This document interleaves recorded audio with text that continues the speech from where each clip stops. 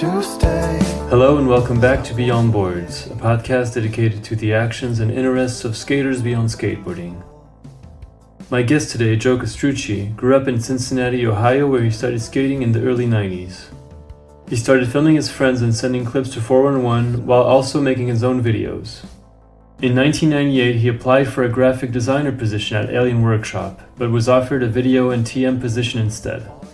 He quickly started working on the cult classic Photosynthesis video and started a sister company to Alien Workshop called Habitat Skateboards. 25 years later, Habitat is still alive and well, and Joe's work in skateboarding films has influenced generations of skaters and artists alike. So here's my conversation with Joe. I hope you'll enjoy it. Never ends.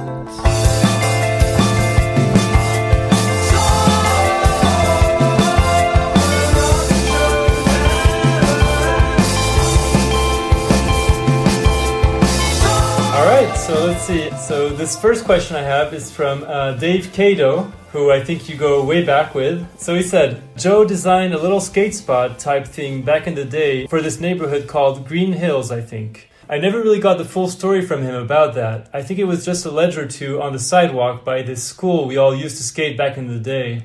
I'd be curious to hear more about that. Okay, so yeah, Caddo and I go way back. He's great. He's hilarious. So he probably hates it because I know he is a critic of skate spots. It'd be funny to see him go there now. So what happened was my next door neighbor's son skated, and they literally had a sidewalk that they could turn into a skate park. It was like, probably 6 to 8 feet wide. That was it. Okay. So basically, they had a concrete company come in, and they were like, can you just design us something for this downhill 6 to 8 foot wide sidewalk? And it was sidewalk pavement, like Midwest sidewalk pavement. Okay. So it was pretty rough. Yeah. So basically I was just like, well, I mean, your only options are ledges on either side and like a wedge kind of ledge. And that's about it. It was pretty low budget and quick and dirty skate park. What year was that when you were doing that thing, that little spot?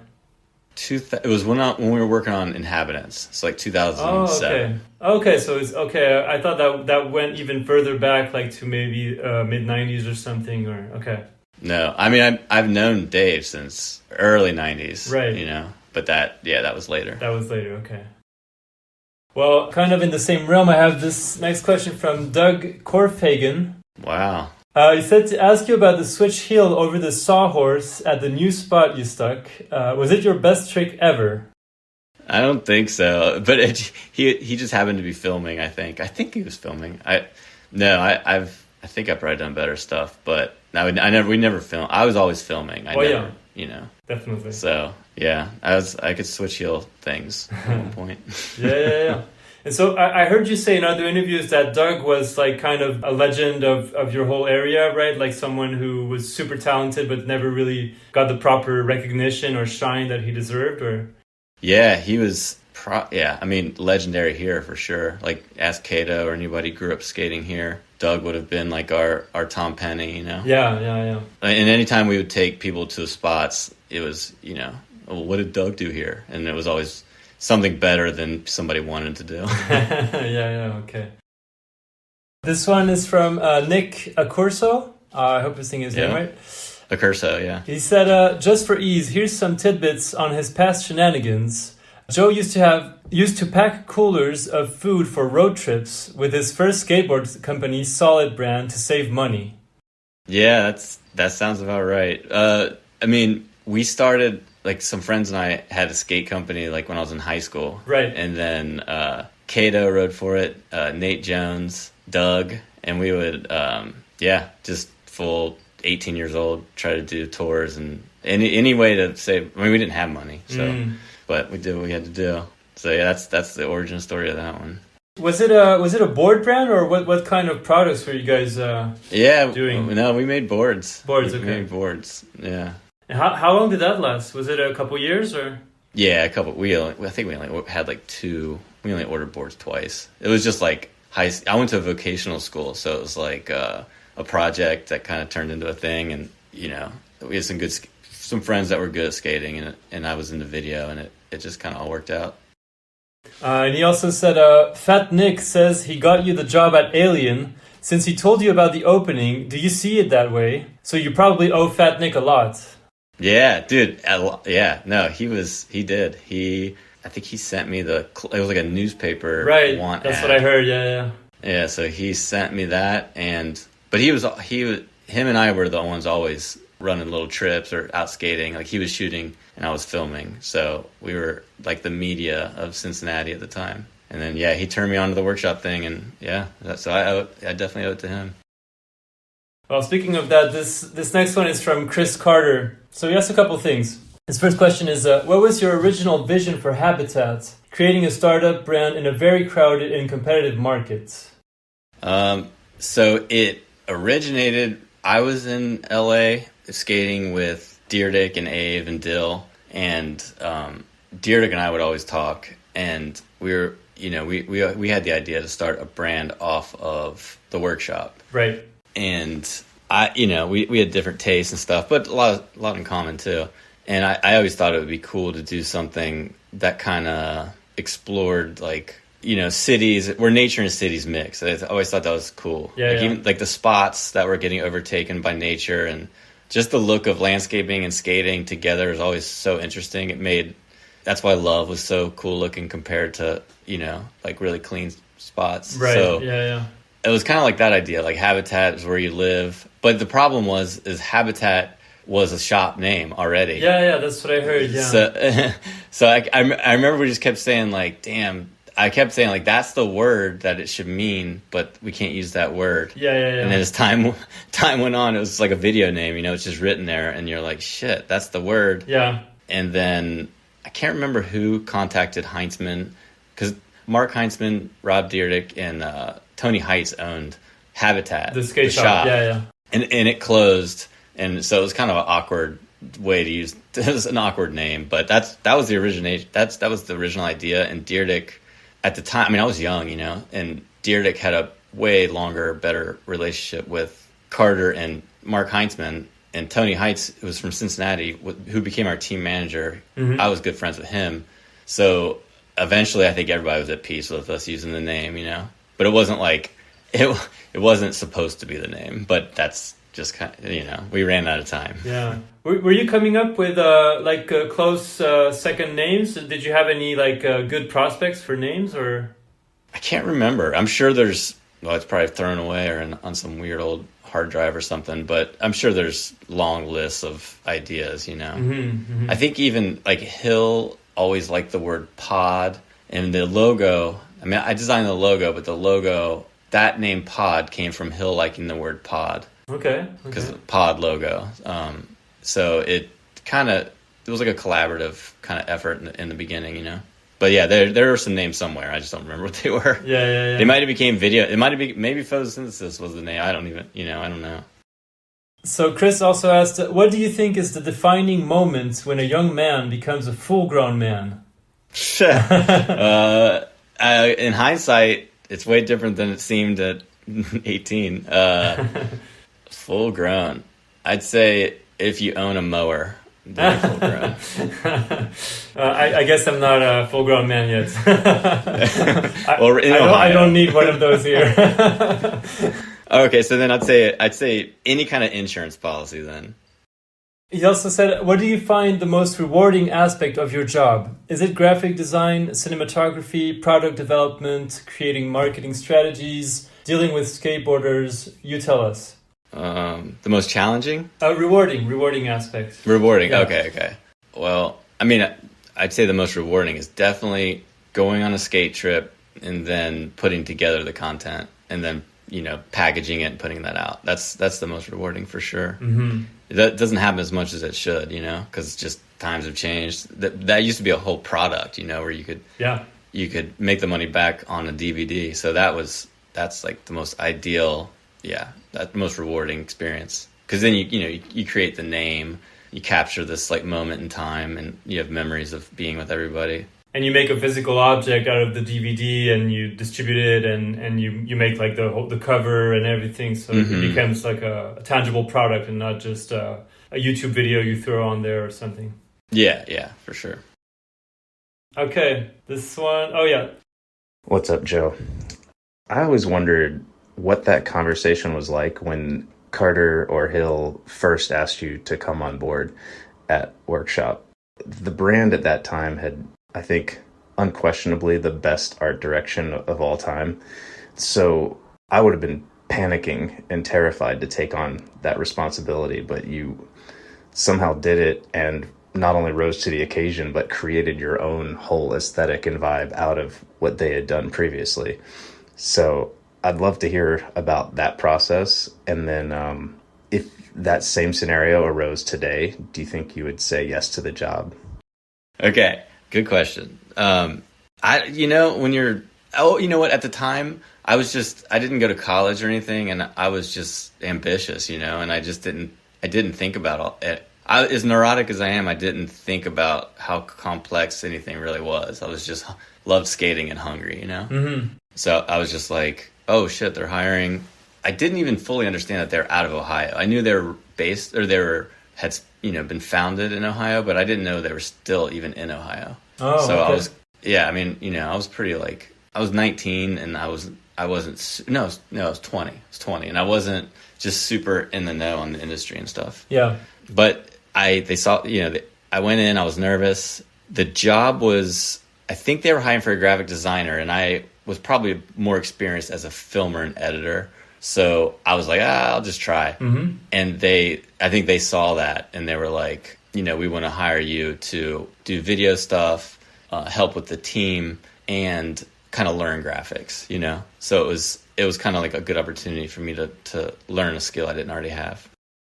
And what was your knowledge, or how did you see Alien before that? I assume you already knew the brand and probably checked out some of their earlier work and everything. But were you excited about the brand, or were you kind of like, I'll just apply for a job at a board brand, whatever it might be, Oh, it was always mysterious, So I thought that was cool. Yeah. And Hill and I definitely, obviously he was the first to be. I just always really liked the stuff that inspired him, mm-hmm. and I liked his aesthetic and his color choices, and I liked it being such a distinct personality. I thought that was cool, that it seemed bigger than skateboarding and it wasn't following the trends. So I definitely noticed all that. At the time I really was into Deluxe and the Workshop, because they just kind of did it their own way. Okay. And to bring it back to Josh's question, when you applied for the job and everything, knowing Alien's background and history, were you, I'm sure you were excited, but was it also a bit stressful to kind of get thrown in there and have to fill these shoes kind of? Yeah, it was stressful, but I was also, I think back on it, I was just, I don't know, man. I was not, I don't know if my frontal lobe or whatever was fully formed. I was just that'd be cool. I was young, Yeah. I was a nervous kid for sure, and I was nervous about it, but I think I was more excited about the possibility than nervous, Okay. And then meeting your heroes, meeting the skaters, and then seeing the level of skateboarding was just, I was definitely really nervous to miss tricks or, fuck up a line or something. I was very worried about recording over something or making a mistake filming. That was probably the thing I was the most concerned about. Yeah.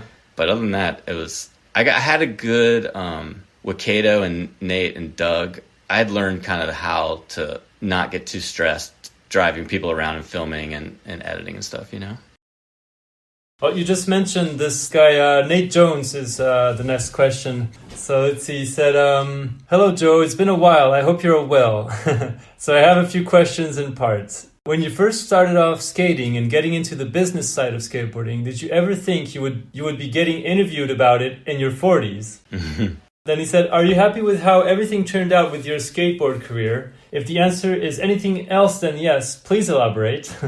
And then the last one is, what is the thing you are most proud of in skateboarding and in life? All the best to you, Joe, and thanks for taking a chance with me in skateboarding and being a friend in life.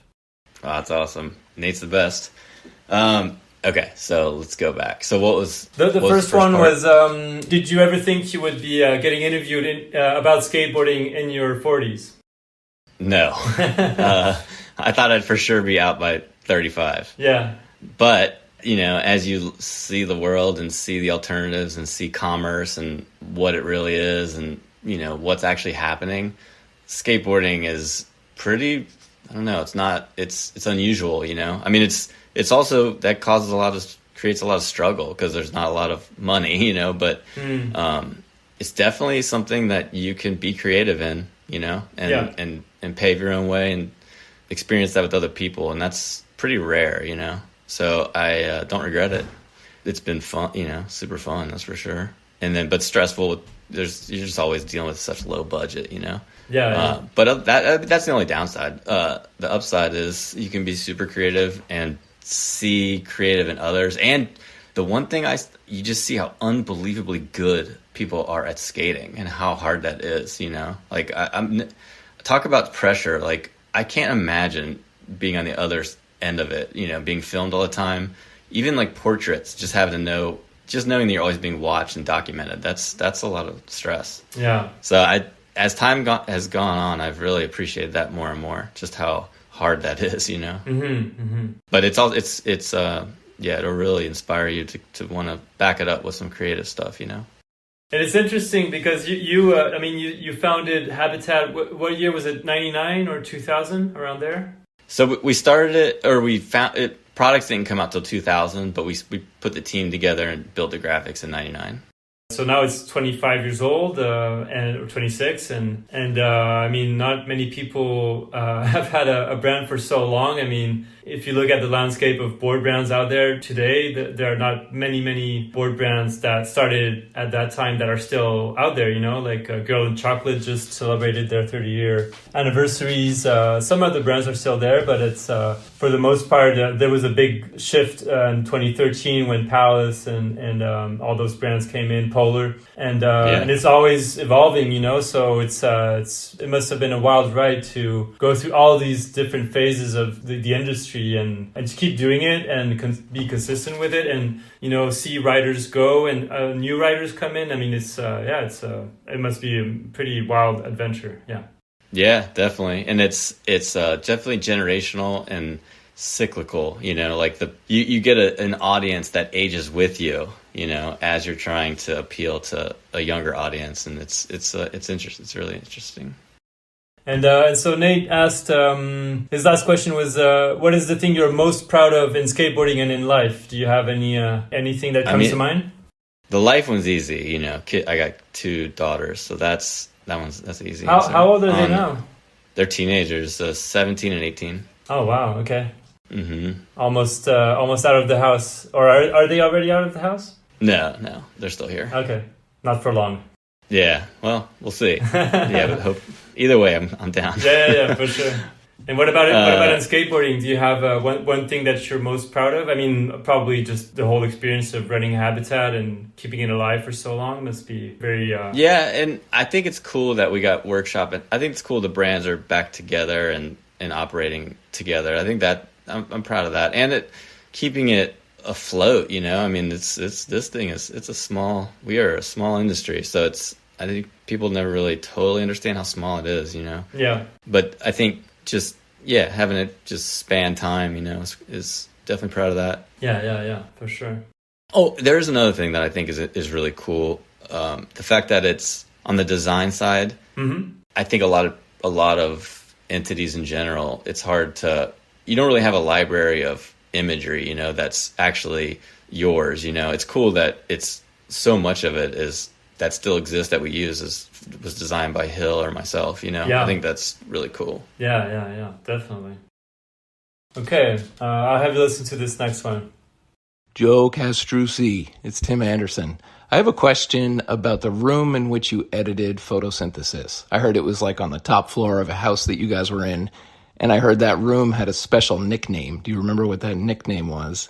And I was also curious about the computer that you used to edit Photosynthesis, and if you remember the technical specifications and like RAM size of that computer. Anyways, I just want to say thanks for always being down for everything I ask you to do and always being a yes. Thanks. Oh, God, yeah, good question.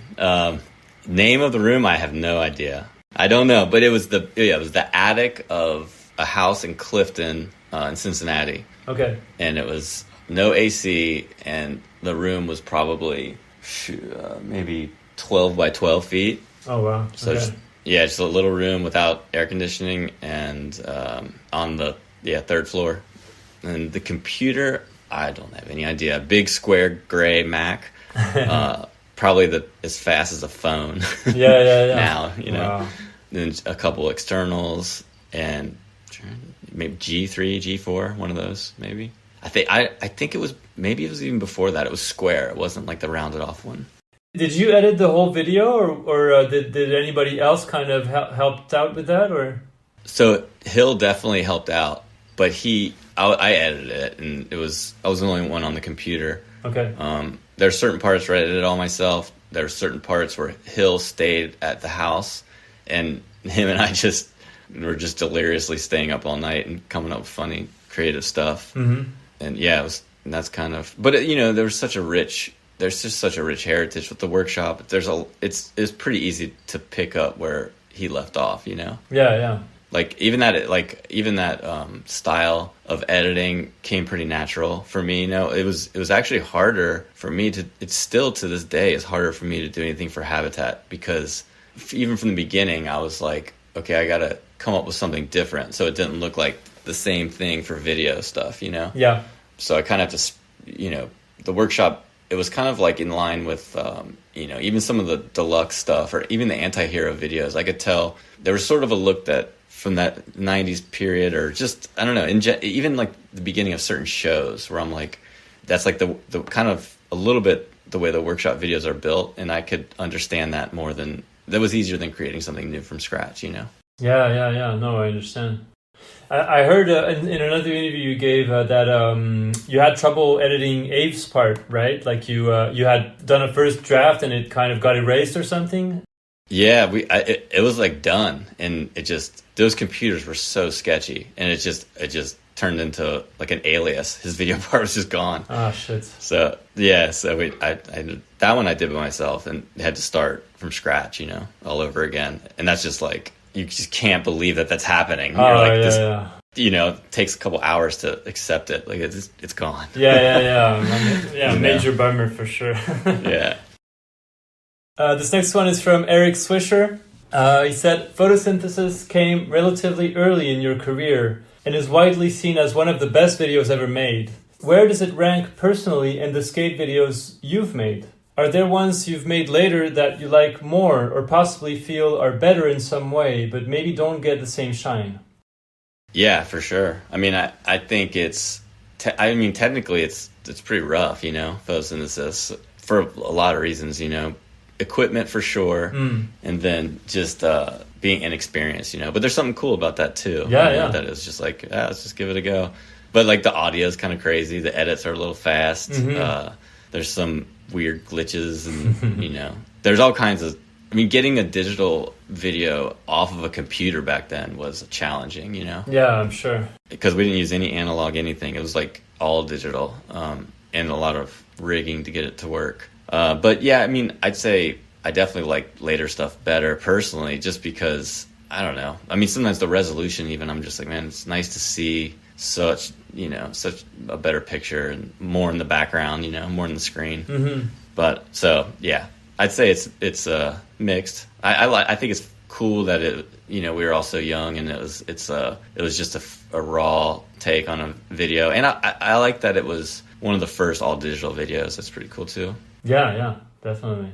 Yeah, one that I really enjoyed, I watched it again yesterday, was Search the Horizon. I hadn't watched it in a few years, and all these Habitat videos are sick, but like this one particularly stood out to me. Like Mosaic, of course, as well. Like I started skating in 2000. Mosaic came out in 03, maybe 02, I don't remember. 03. Yeah, and so that was one of the earlier skate videos that I watched, and I really enjoyed that one very much. But Search the Horizon, for some reason, recently really beautifully put together, and the music, everything is super cool. Thank you. But yeah, I'm sure most people must to this day still talk to you about photosynthesis first and foremost. Yeah, it depends on the how old you were when it came out. Yeah, that's true. So if you're 15 to 20, that's it. That's your video. But I think I'd say there was probably more time and better equipment and less rendering time for Mosaic. So I probably like that one better than Photosynthesis, just because I think it's less. I see less mistakes, but I still think the editing is too tight. Yeah, but we're our own worst critics, right? Yeah, no, for sure. This is from me, but I know you did a video for your brand's Solid before Photosynthesis, but was that it? Like you had done just one video prior to Photo?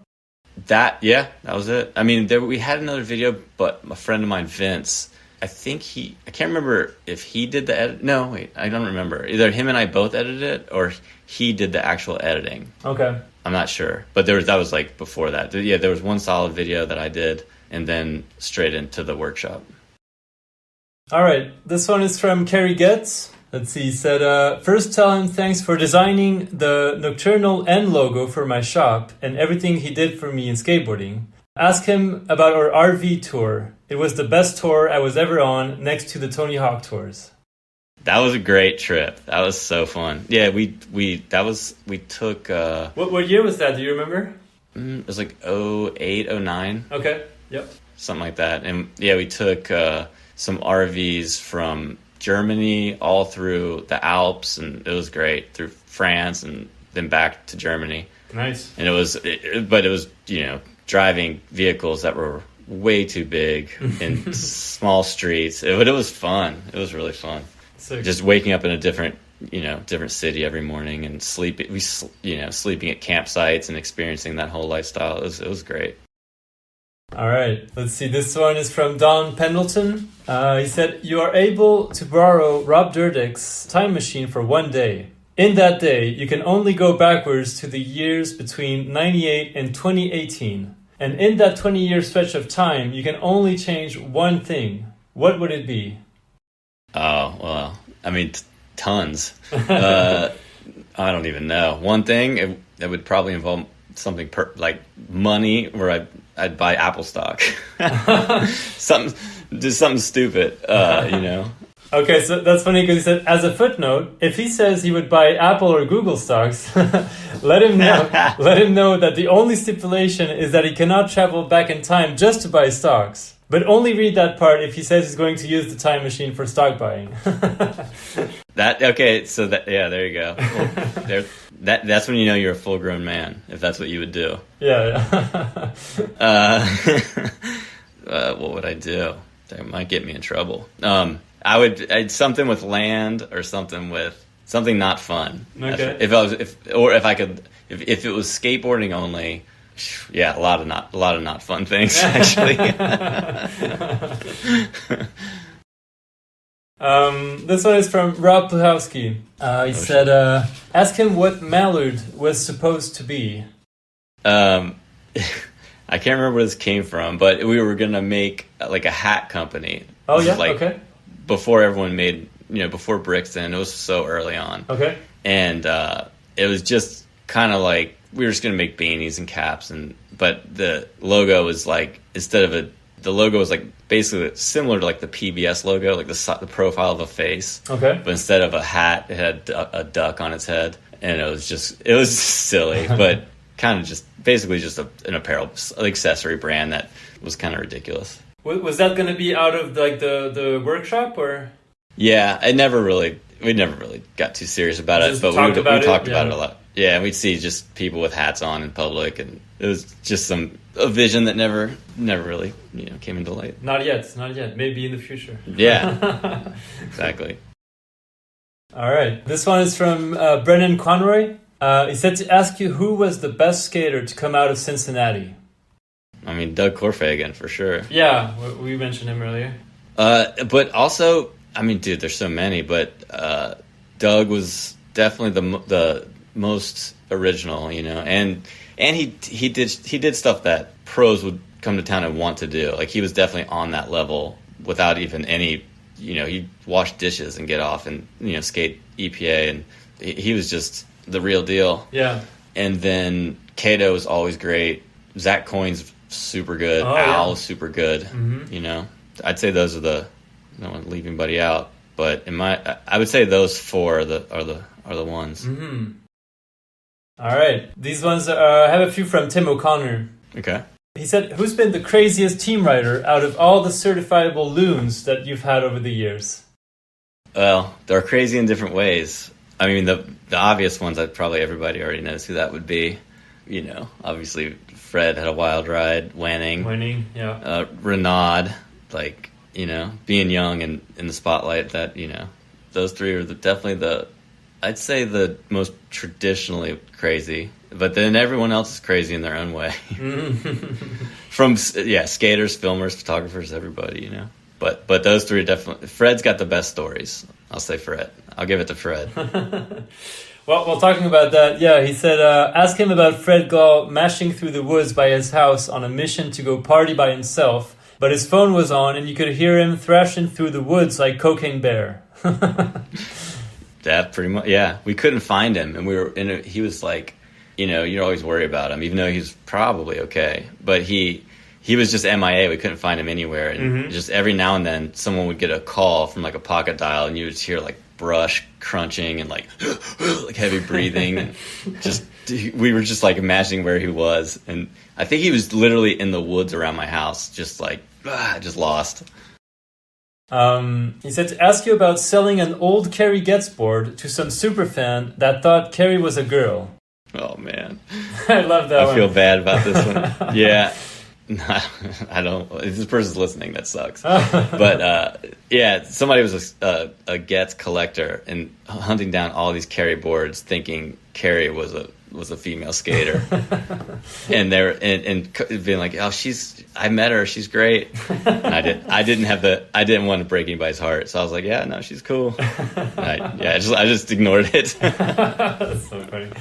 He added, they paid top dollar and somehow were totally unaware that Kerry had a standard set of cock and balls. This is true. Hopefully not finding out right now. Yeah. Exactly.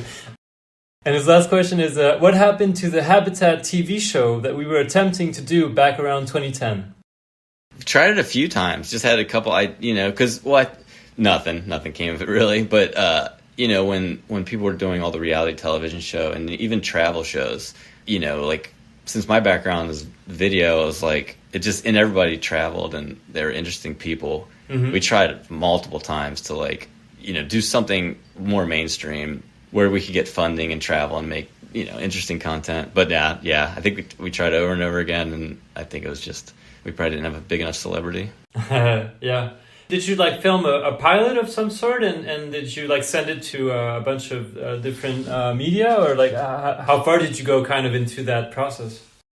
So yeah, I definitely made like a teaser little, like a reel, mm-hmm. or like a video presentation of what it could be like, and then kind of highlighted each individual guy, and then showed some of our some of the older videos, and to an exciting edit. I think Dietterich might have pitched it a bit, and just random people. I think we just pitched it at the time, like Travel Channel maybe, mm-hmm. and it just I don't think it didn't have enough.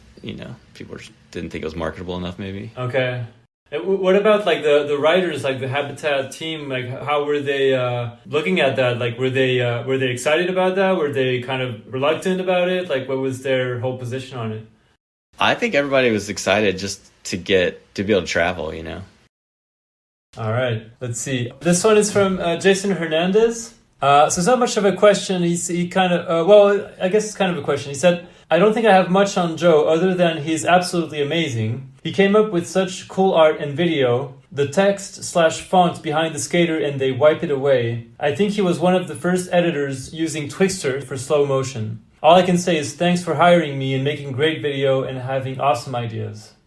Oh, appreciate that. I feel the same way about Jason. I think him and I both are interested in finding new ways of doing things, Yeah. He was the first to switch cameras. He was the first to add weight to the SLRs, I think. Maybe someone else might have, I don't know. But he's the first person I ever saw that had a vehicle that was fully outfitted with equipment. And, he just took it to the next level. Mm. So I feel the same way. I think it's just, there's something cool about trying, even if it fails or isn't perfect, something cool about experimenting. Being experimenting with the different cameras and different titles, or I always like the idea of blending the titles with the content. My pet peeve is when a title and the video don't blend and it just looks like a superimposed graphic. So that's why I like the idea of the skaters interacting with the title, so it was all blended into one scene, you know. Mm-hmm. And then, you know, I've heard a lot of people be like, well, you guys should do more like photosynthesis with like the tech titling, but if it doesn't fit the frame, it doesn't really make any sense, you know. Mm-hmm. So that's why I always like the lettering and the skaters going foreground to background, you know. Okay, this one is from Joe Perrin. He said, I would just be curious to know what was going through his head back when we were filming Danny Renaud's part for Mosaic. I was living with and filming with Danny in Miami at the time, and Joe and the Habitat folks had no way of communicating with Danny because he didn't have a phone or anything. I'm curious how stressful that was for them. I think I remember them being pretty surprised when we sent in a grip of Danny footage for the part that we had been working on. Yeah. That's funny. No, I mean, I can only imagine what he was dealing with. But I was fine. I was sitting in my basement. He was out in the streets. Yeah. I mean, I'd skated with Danny and knew how good he was, but also knew how volatile. Yeah, he was wild. But we knew he was insanely good. Yeah. And he had such a classic style and shit. So good trick selection. So, I mean, I think I wasn't surprised by the footage, but I was stoked, you know, and it was cool that I think Danny always knew what he wanted to film, and he had a really good grasp on what he had and what he needed to make a good part. So he just filled in the blanks, you know, and it was nice to see all that come together. Okay, let's see. Hey, Joe, what's up? It's Colin Kennedy. I've got a question for you about the Mosaic soundtrack. At that point in time, it had become pretty common for skaters to be choosing their songs in a video, which usually led to a pretty varied soundtrack. How was it presenting the concept that you had for the soundtrack to Mosaic being cohesive of like a specific era and genre of music? Was that welcomed by the team? Do you have any memories of people pushing back or being bummed, or just kind of any stories behind the scenes about making that call and seeing it through? I always liked videos that had kind of a cohesive feel. Mouse is one that sticks out. Mosaic is another. And I always wondered how it was going about getting an entire team of skaters to go along with that. Thanks, dude. Hope you're well. Good question. Yeah. Thought it was interesting. Yeah, I mean, Colin's, he's got a cinematic eye and ear always. I would say, well, I mean, first you gotta look at the constraints, you know, like I think a lot of people are just like, oh, that video's soundtrack sucks, or that video's soundtrack is great. But back then, you know, and we would have to get the rights to stuff. So you can't really pick your first choice or your second choice. It just has to be what you can afford, you know. Yeah. And now it's people just use whatever. But you couldn't even get a DVD duplicated in some cases without having the rights. I mean, a lot of people went around it, but we were worried about getting sued, you know? Yeah. So so I was really into that, you know, the kind of psychedelic garage rock kind of stuff from the late 60s. And there was also kind of a thing happening with bands who were using that stuff, you know, like what, you know, the Strokes. People were inspired by that stuff at that time. Yeah. Even the White Stripes, you know. So the team was already kind of into that, and it just kind of it wasn't that hard to get everybody on board. It was just like, hey, here's the era that we want to go with. Like, here's some options. Here's what we can afford. Here's what, you know. Here's the bands that are willing to give us music rights. So people were generally pretty open to it, you know. Some people, it was harder than others, but I think everybody knew that we had to create, because this was the first Habitat video, it had to look different than a workshop. The first standalone, So it was like, okay, well, let's just do this. And then I know the guys from the Greenhorns, and they were down to create segues and intros and stuff. So that kind of tied it all together, and they were always, I mean, they were like dudes from the 60s living in the early 2000s anyways, so it just worked out great. And yeah, I mean, and I felt the same way. I wanted it to feel like you're going into a cohesive kind of video. Yeah. Did you tell each writer like what song you were going to use, or did you kind of try to, because I assume if you tell them if they're not maybe not excited about that choice, they might tell you like, no, please do something different, whatever, and then your whole vision of the whole soundtrack gets all fucked up. So did you consult the writers before editing, or was it kind of the opposite where you just did the video, they trusted you, and then whatever comes out, that's what it is, or? Probably a little bit of both. Just there's certain people who are just like, edit it to whatever you feel looks the best. And then some people who are like, just send me options, Yeah. So yeah, I would just send options and they picked from what we could get. I mean, a lot of it definitely has to do with, even getting the rights to it, Yeah. You're like, hey, here's like 4 songs we could get. Which of these 4 do you like, And then if they really hated it, sometimes you're just like, well, we're out of time, and that's what sucks. People who are like, I don't really like my song. Like, oh, I'm sorry. Yeah, that's tough. Let's see. This one's from Oliver Barton. He said, oh man, I could ask him a million questions.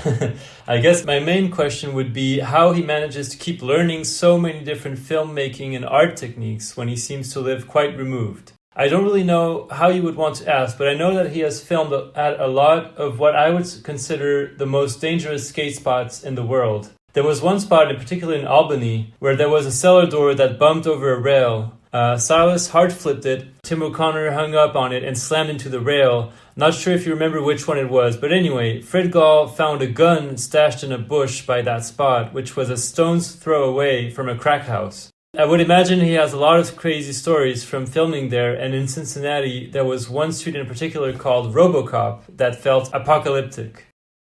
Yeah, I mean, that's like, I think just anywhere in the Midwest and the East Coast, if you want to find interesting stuff, you got to go where it is, But usually there's like enough skaters around where it's comfortable. I think, it looks the best. So, and those guys, we've only had a problem. I got jumped one time, and it was just me. It was me and Doug, and we were kind of asking for it. I was filming down the street from him, and I was filming, looking down through the lens, like probably not the smartest thing. Mm-hmm. And then I just felt everything went black. I just heard ringing, and then I came to, and I had a VX, and I had the strap wrapped around my wrist, and it was just fully in this guy's arms, and it was my first VX, and I was like, I'm not letting go of this thing. There's no way. Yeah. And we just fought back and forth, and then kind of cat and moused around a parked car. Oh, wow. And then he gave up, Okay. Wow. Yeah. But the camera was fine. And I think we got a clip.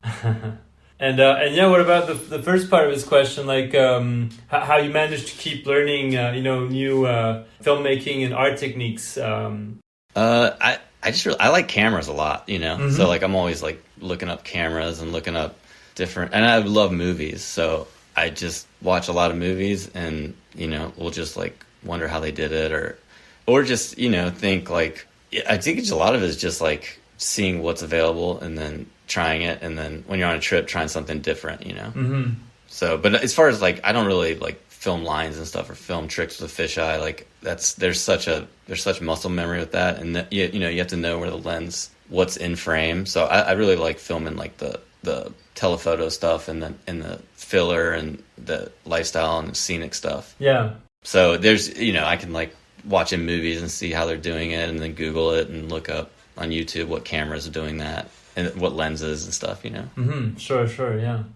And that's just for me, but I was curious, like you just mentioned that you love movies and you probably drew a lot of inspiration from movies. And I was just wondering what kind of movies like influenced you as you were doing maybe photo and mosaic and all those videos. Like, can we draw a direct kind of line between some, filmmakers and what you did with photosynthesis or mosaic or some of the more recent ones? Yeah. So photosynthesis, that's tough.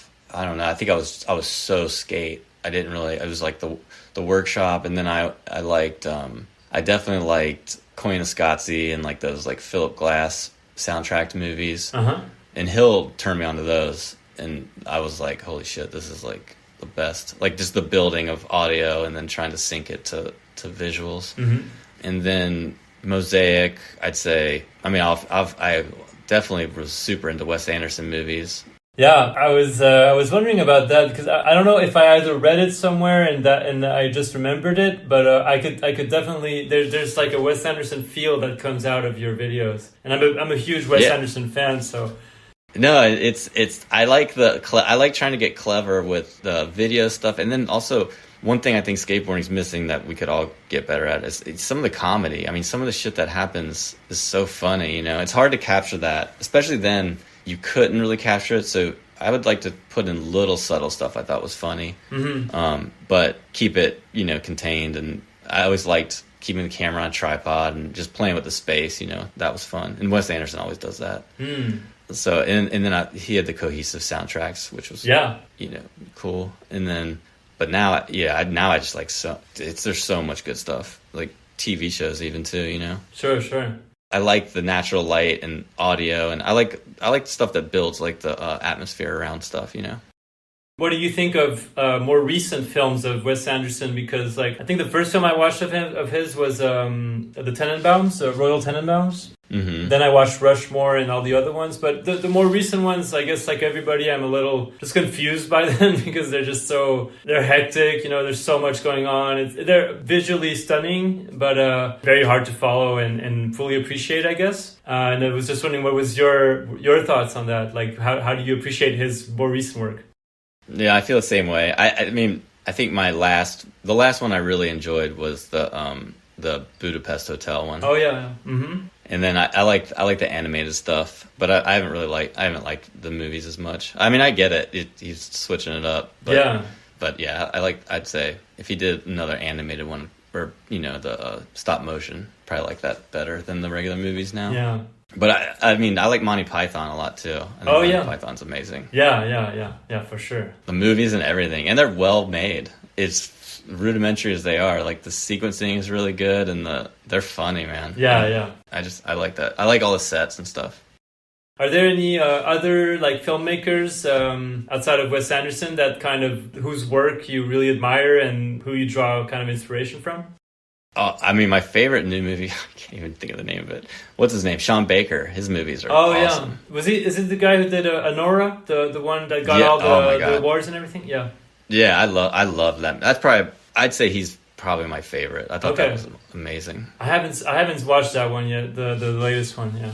It's good. It's like 3 movies in one. Oh, wow. It's certain parts of it get a little exhausting, but it feels real, and the humor is subtle, and it's good. What about like filmmaking for yourself? Is that something that you've ever considered doing, like trying to do a movie? I know it's very far from skateboarding, but yeah, is that something that you've ever dreamt of or wanted to pursue maybe one day? No, okay, there you go. That answers the Don question. There it is. Yeah, if I could go back in time, that's what I would have pursued that simultaneously, you know? Yeah, because I love that. I think that would have been fun. Yeah, well, it's not too late. I mean, you can always do that. I mean, obviously it's a difficult thing to do, but it's possible. Oh, for sure. Yeah. I mean, another movie that I love the Mad Max movies. Like last 2, so good. What's the name of the George Miller or something like that? Is that George Miller? Right. Okay. All right. This one is from Tyler Dietterich. I'm not sure how to say his last name. Mm-hmm. He said, "I'm always amazed by your stories of collabs with different artists that ended up producing some of the most impactful videos, soundtracks, and skate iconography. I sent you some photos of some funny tiles that I found in a little tile museum in the middle of Pennsylvania, and you responded that you knew the artist and worked with their family. How'd you get to know this tile maker dude and decide to work with him? Did any of their prints end up becoming Habitat graphics or vice versa? And if so, which ones? Do you happen to remember the tile maker's name?" Yeah, so the art that was on, so that's Charlie Harper. He's passed away. I'd say he's an illustrator and modern artist, but he's from Cincinnati. Okay. So, there's kind of a whole movement of simplifying illustrations and drawings, like, in the 50s, 60s into the mid-century era of graphic design, like for postage stamps and everything. And I always thought that was like so interesting. It's like Scandinavian stuff, and just kind of the whole world was using the same tools to make simplified versions of really cool subject matter. And he he did it the longest and probably the best. And the tile maker worked with his family, who we work with too, to use his work on tile. But like, I've just, in my experience, it seems like a lot of people have the same shared interests and kind of relationships. So if you know this guy, then this guy knows this guy, or this person knows this person, and then you end up being like, like I'm into plants too, or land, Oh yeah. the environment, and I'm always like, man, it's all linked together. So if it's like skating, everybody knows each other, and it's kind of the same in every world. So music, art, nature, like quickly you can be in the mix with somebody else, Sure. Yeah, I think just being curious, that's it, being curious. As long as you're curious and look around and observant, you'll start to see that you make connections, and then you meet people and work with them on future collaborations and stuff. All right, this one is from Marius Syvanen. He said, on my first Habitat trip, driving from East Coast to West Coast, Canada, 15 plus years ago, I remember we went out one night to the bar and Timo lost his wedding ring, right? Do you remember that night? And if so, let's recreate that trip soon. Love you, dude. Thanks for always holding it down for us. I don't remember that, but that doesn't surprise me that happened. I remember the trip. Yeah. I think I remember I vaguely remember the bar.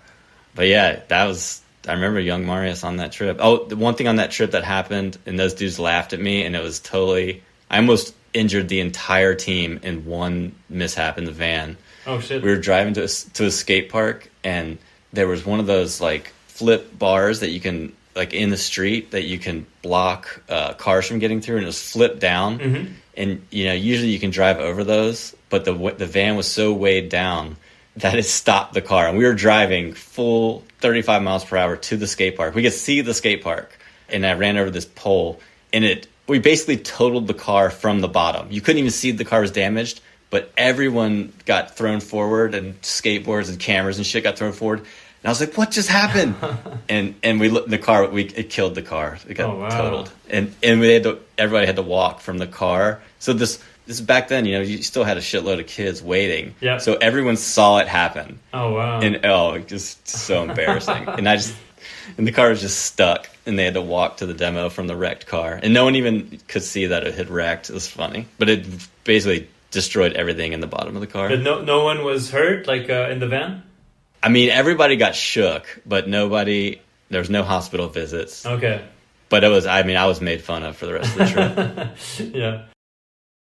Okay. This one is from Silas Baxter-Neal. Mm-hmm. He said, Habitat, for the most part, has been a team of riders dotted all over the US and world, while quite a few brands seem to have riders all located close to each other. Was this a conscious effort, and if so, what was the reasoning behind it?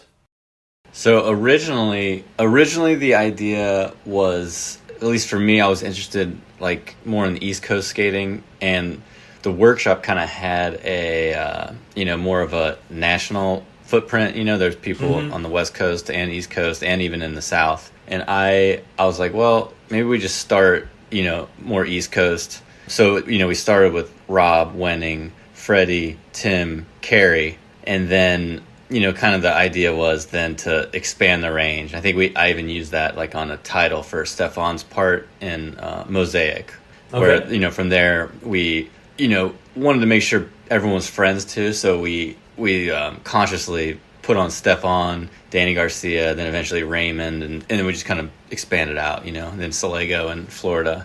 But yeah, it was conscious after the initial launch. And this is kind of random, but I was just wondering how, because Fred, I think, was writing for a workshop before he got on Habitat. Like, how did he feel about going to this other brand, even though it's the same camp, same people and everything? It was still different. Like, was he stoked about it? Was he a little maybe scared about what it would look like? Like, do you remember what that conversation was like?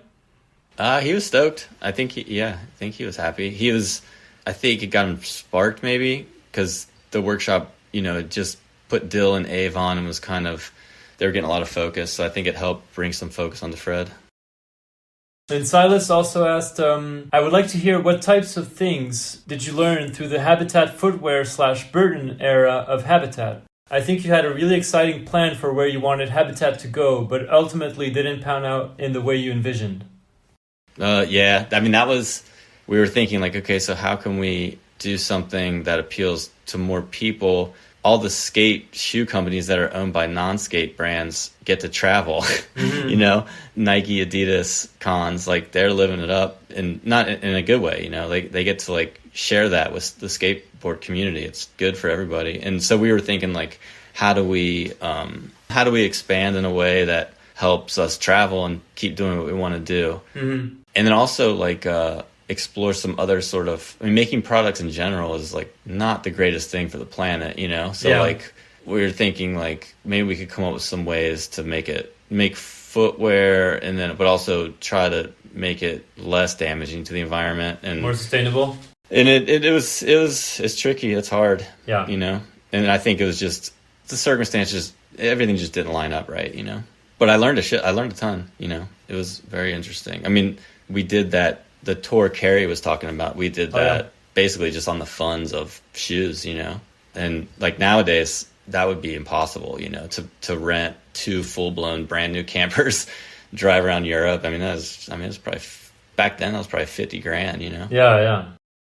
I had a question in mind that I wanted to ask you about this. Yeah, that was just tied to this first question about riders across the U.S. and like kind of you building the Habitat team throughout the years. And at some point, I don't remember which video, but there was one video where there's footage of some of the international guys. Like there was Manuel Marigator or something like that from Austria or somewhere in Eastern Europe. Yeah, Manuel. And you, later down the road, you got also Flo Myrtin from France, who's still on, I believe. And I was just curious about you know, starting to go outside of the U.S. and maybe North America. Like, how did you start getting riders on from all those areas? Because, I mean, that was at a time when social media wasn't as developed as it is now, and people couldn't really build their own brands by themselves wherever they are, you know?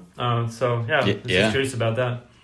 So when the Barton thing happened, it gave us a little hub in Austria. So we could actually drop ship boards from Austria, from Innsbruck, all over the EU. So that we were like, oh shit. Like, you know, I love the idea. I mean, I'm just such a fan of the most classic National Geographic. I just love the idea of it being global. I just thought that was so cool. Yeah. You know, but that is way easier.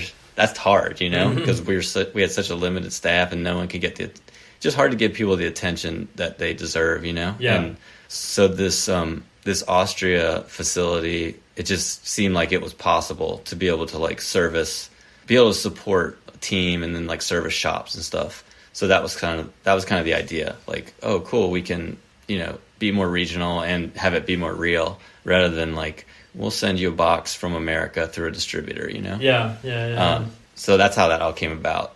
But it's challenging, you know? Yeah. But it was still cool. And it was, in a perfect world, everybody would travel and get to know each other, and it would just be like a cohesive mix. I mean, you know, like Lakai was doing that too. But back then, you know, they had a really good European team, and I thought that was awesome, you know? You mentioned earlier, like, kind of trying to be more sustainable, or at least more, you know, conscious of the impact of, you know, manufacturing boards and shoes and apparel and all that stuff. And on this whole topic of, you know, trying to be more ecological, so to speak. And I was just curious what you thought about, especially traveling nowadays, because as we know, like, traveling on a plane burns a lot of CO2. So it's, was that also already something you were thinking of in the early 2000s when you started, you know, working at Workshop and then Habitat? Was that something you were always kind of conscious of and tried to, you know, keep in mind, or is it something you were kind of slowly getting more knowledge of? I don't know if my question makes any sense, but yeah. Yeah, that one's a tricky one, because personally, keeping skateboarders happy and keeping things unified involves travel. So it was always a personal struggle for me, knowing that that's what people wanted. You know, I think that's why I kind of would prefer. I don't know how you do it without travel. I mean, right now, I think a lot of people are like, well, we don't have the budget to travel. So that's kind of kind of. For deck brands, that's a thing that's happening on its own. Yeah. But it's bad, and I've always thought it was bad and felt guilty about it. And you know, we've like early on when electric cars, and I know electric cars have issues too with the planet. Sure. But I always liked the idea of trying to, this goes back to the travel show. Like, we even pitched in there, like, you know, could we get a fleet of electric cars? Could we take trains? Could we do a whole trip on train? Like, is there a better way? And that could even be a part of the whole identity of that show, was facing the reality of how damaging this is. Yeah. And is there anything you can do? You know, I mean, that was, but a lot, you know, it's hard when you have all these ideas, but then you have this limited industry, you know, and which is great in so many ways, but also it's hard to get noticed if you care about that stuff. And it's hard when it's not built to care about that, really. You know, it's built, people want to see camaraderie, and team guys want to hang, and you want to hang with them too. So it's tricky. Makes you, I always felt pretty hypocritical about a lot of it. All right. This one, well, we mentioned this guy before, Zac Coyne. He said, some funny stories that come to mind is anything Kalis related, or a specific one would be what happened to his dog when it got sick after getting in the trash. That story made me actually cry from laughing the first time he told it to me on a trip. I don't even know if I could tell that. That was at that Photosynthesis house, though. Okay. All right, well, okay, fuck it. Yeah, so we were... I was up to editing in the middle of the night. Dude, was this during the editing? This may have been during the editing of Photosynthesis. I can't remember if it was during or I was crunching something. It was in the middle of the night, and I had this little dog, like a Italian Greyhound, and I was working, and she came upstairs, and she was looking at me like she needed something, and I was like, hey, what's going on? And she just, like, opened her mouth, like, just opened it wide, and I was like, oh, shit. And I thought she was going to throw up, you know, and then I just saw this, like, shiny, like, I don't even know how to explain it, almost like a swollen, like, sausage, like shining, coming out of her mouth. And I was like, what in the hell's going on? And she fell on her side while this was happening. It was like something, you know, it was like something alien. And it finally came all the way out, and then she looked at me like, okay, I'm good. And then she went downstairs, and I was looking at it on the floor, and I was like, what is that? And someone had thrown a condom away in my house. And dude, check this out. It had positioned itself in a way where everything she was eating was going inside of it, and it was just filling full. So basically her diet from the past however many days had just packed in this thing, and I had to dispose of it. Oh my god, that's crazy. Yeah, that's the quick version. The longer version is probably what made Zach crack up. Yeah. Pretty shocking. Well, thank God the dog was okay, but like, oh my god, that's gnarly. Yeah, I don't know whose it was, but I had to handle it. Because I had roommates at the time, you know? Wow. Okay, I was not expecting that. Wow. No, neither was I. Yeah, I thought she was throwing up. I thought her organs were coming out of her body. Oh, yeah. Phew, that must have been scary. Yeah, it was pretty wild. All right, let's see. Joey, how's it going? This is Gui from Cons in Brazil. I would like to know how to work with Stefan for all these years. He's one of my, if not my favorite skateboarder on earth, the best style, artist. I think he figured out like how life is, it's not that simple, but like how can it be simple, and just like a personal experience, how is to work with him and be part of his career. And thank you for everything you've done for skateboarding, for all the videos you've done that inspired people from all over the world, including me from this little town in Brazil. All right? Have a good one. Thank you. Dang, that's great. I love that. So Guilherme Guimarães, I'm butchering his name, but something like that. Yeah, dude, he's awesome. I met him in 2000, I think it was 2018 maybe, in New York. Okay. But he works with Kaue and everybody down there, and he's the dude. Okay, so Stefan, I would say he's got it figured out probably more than anybody. He's just always been true to himself, and it's worked. That's the best way to put it. Since I've met him, just not afraid to put himself out there and not afraid to learn stuff in front of people. Like, I always tell a story, like, Hunt and I were watching him skate one time. This was like so early on. And he was like learning how to skate transition, you know, as a pro skater, and did not give a fuck who was watching him learn. And, you know, the kids were like, oh, dude, this guy, they'd seen his video parts. They knew how good he was. Yeah. But he was learning, you know, he learned like, you know, transition tricks later, you know, like, so, and he got good at it, but he was just having fun and just being himself. And I think that's probably why the shoe did so good, because he's like, nah, I don't like this. I like this. It was just like his taste he was confident enough to be himself, and I think he always got rewarded for it. Yeah, he doesn't care too much what other people think of him or judge him, or I don't even think he thinks to think that. I think he's just like, this is my shit. I like this. So I'm gonna do this. Yeah. Or like, I want to do that. I want to land that trick. Or that'd be cool to do. And his skating is, unique. When I think back, some of the lead stuff, like in that Inhabitants time period, like it's just, man, so aesthetically pleasing. Yeah. He's having fun. He's totally having fun and getting psyched. It's like awesome. And is he kind of like that in life as well, as he is on his skateboard, like kind of just very spontaneous and joyful and playful kind of, I guess? Or yeah, definitely, but also grouchy. But he's either grouchy or happy, or grouchy but laughing about being grouchy. Or he wears his, you can see his emotions like clearly on his face, Okay. I see. And when he's having fun, it's like the best energy.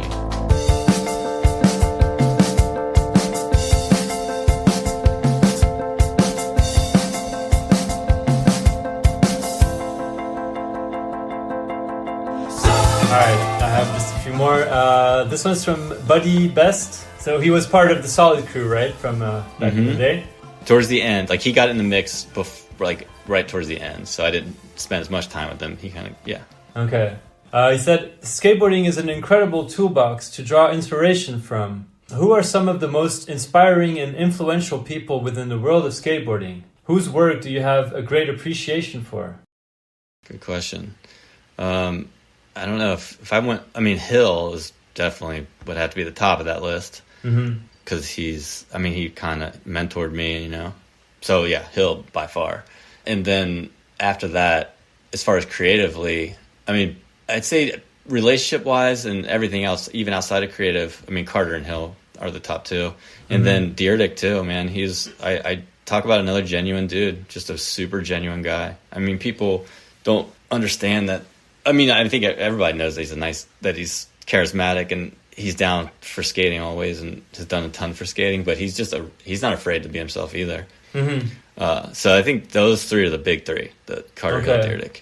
And then as far as like creatively, I like a lot of the PAL stuff. I like the old, the original Stacy Peralta stuff, which is kind of before my time, but I find it super interesting, just the way they pulled all that together in the videos and the graphics and stuff. And then, Deluxe, I liked all the Deluxe stuff. I love the anti-hero videos. To this day, I love that. Those are my favorites. I think those are so good. Yeah. And I don't know, there's a lot, but I would say I like when Michael Leone was in skating.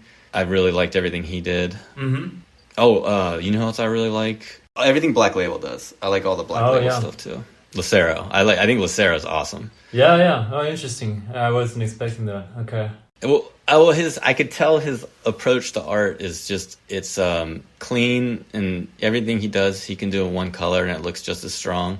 The way he's like, okay, so here's my 6 logos I use a lot, It's kind of the same way Workshop and Habitat are. Like, even the way Toy Machine is, you're like, here's like these icons that we just they're almost like characters in your brand identity, Yeah.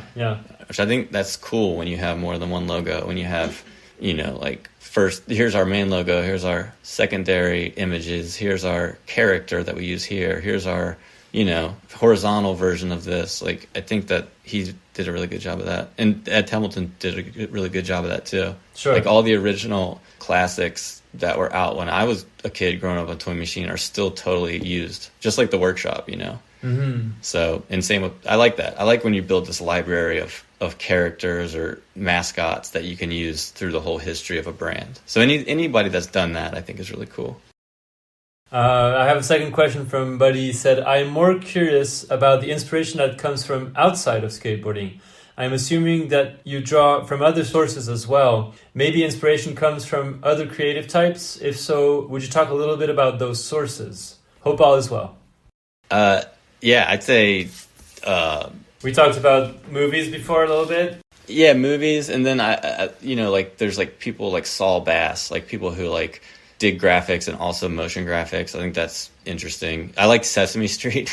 Oh yeah. I like anything yeah. Jim Henson touched. I think anything he touched is like gold. Yeah. You know, I like a lot of the those entities like you know, PBS or I just like when people build like this rich library of stuff. You know, like and especially I like that one. I really like that 1960 to 1990 time period of sort of handmade graphics that would be made on a computer now. You know, they're like sharp vector stuff, but they did it by hand, and there's something about it. It just looks, I just find that stuff so fascinating because it's like creating something that's visually recognizable but into minimal shapes, you know? I mean, or not even shapes. The shape's not the wrong word. I think just I don't know. It's hard to do. It's super hard to do. Like you could use the Quaker oatmeal guy. Like, I mean, anything. Like, it's just interesting that you can make a picture look like something with such little information, but then the curves and the contours and stuff, if they look, you know, if they're interesting, it's like it's just hard to do. So I think that's, and it's hard to make it timeless. So any entity that has created their like vibe and stuck with it, I just think that's cool. Yeah, definitely. One that came to mind for me was David Lynch, because you did a collab with you did a Twin Peaks series, right, for Habitat, not that long ago, actually. So I was wondering like how big of an inspiration. Yeah. Oh, perfect example, dude. I mean, everything that guy's done is like so distinct and so his style, and so like everything he did was an evolution of what he had done before, and I just think that's fascinating. Yeah. He doesn't like to please his fans. That's one thing that's fun. He's hilarious. Not concerned with that. Yeah, it's frustrating too as a fan. You're like, damn it, but it's still amazing that he can do it. But yeah, that first season, probably the first 2 seasons of Twin Peaks. Oh yeah, iconic. Dude, unreal. And then all the iconography that went along with that, like all the, you know, like mixing nature with murder, and then having, you know, comedy with horror, like. Such an interesting juxtaposition of just, oh man, so it's like such a journey. And you could turn that, you know, that first 2 episodes of Twin Peaks season 1 on, and just, it's, you know, full world building. It's cool. And how did that whole collection come about, actually? Like, how did you, like, is Twin Peaks like a brand that belongs to David Lynch's family, or like, how did that whole project come about? So my friend Jason turned me on to Twin Peaks like after it was out, you know, and it just blew me away. And I just loved, okay, so it goes deep, but I like the parallel of trying to make something, you know, the general public doesn't totally love nature or trees, you know, and you could tell David Lynch does. And I just thought it was cool that he could integrate that into something that was more mainstream, like a, you know, like a crime drama. So it's like, and he's got nature in there all the time. There's bird watching in there. There's like trees. They're talking about trees. Talking about coffee. All the trees and coffee. That's all I really need. You know. So they're talking about this stuff, and it was just like, whoa, this existed and got made. That's so cool. So then eventually we were just trying to think of what would be an interesting collection, and I just hit up Showtime because they owned it. It was before the Return came out. And I was like, hey, would you guys ever be interested in doing something with skateboarding?